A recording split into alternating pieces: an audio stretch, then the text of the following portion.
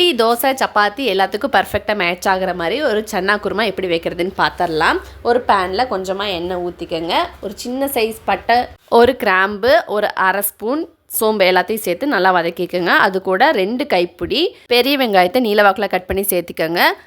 வெங்காயம் பொன்னிறமாக ஆனதுக்கப்புறமா நம்ம இஞ்சி பூண்டு பேஸ்ட்டையும் சேர்த்து நல்லா பச்சை ஸ்மெல் போகிற அளவுக்கு வதக்கி விட்டுட்டு ஒரு 2 தக்காளி சேர்த்திக்கலாம். அது கூட மசாலா பொடியும் சேர்த்திக்கலாம். 1 ஸ்பூன் மிளகா பொடி, அரை ஸ்பூன் சீரகப்பொடி, 1 ஸ்பூன் கரம் மசாலா எல்லாத்தையும் சேர்த்து நல்லா வதக்கி விட்டுக்கோங்க. பச்சை ஸ்மெல் போகிற அளவுக்கு நல்லா வதக்கி விட்டுட்டு கொஞ்சமாக தண்ணி ஊற்றி நல்லா சுருங்க வச்சுருங்க.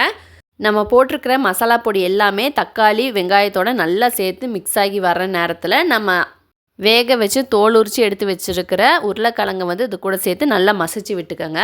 உருளைக்கிழங்கும் நல்லா மிக்ஸ் ஆகி நல்லா மசிஞ்சு வரணும். உருளைக்கிழங்கு போட்டிருக்கிறதே தெரியக்கூடாது, அந்தளவுக்கு நல்லா மசிச்சு விட்டுக்கோங்க.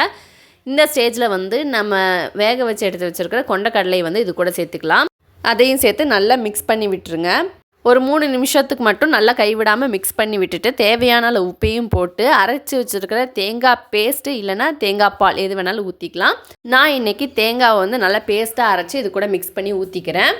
எந்த அளவுக்கு குழம்பு வேணுமோ அந்தளவுக்கு கொஞ்சமாக தண்ணியும் ஊற்றி ஒரு 10 நிமிஷம் மூடி போட்டு நல்லா க்ளோஸ் பண்ணி ஆஃப் பண்ணி வச்சுருங்க. அதுக்கப்புறமா எண்ணெய் பிரிஞ்சு வந்ததுக்கப்புறமா நம்ம கை நிறைய கொத்தமல்லி தலையும் தூவி போட்டு இறக்கிடுங்க. சூப்பரான சன்னா குருமா ரெடி ஆகிடுச்சு. ட்ரை பண்ணுங்கள்.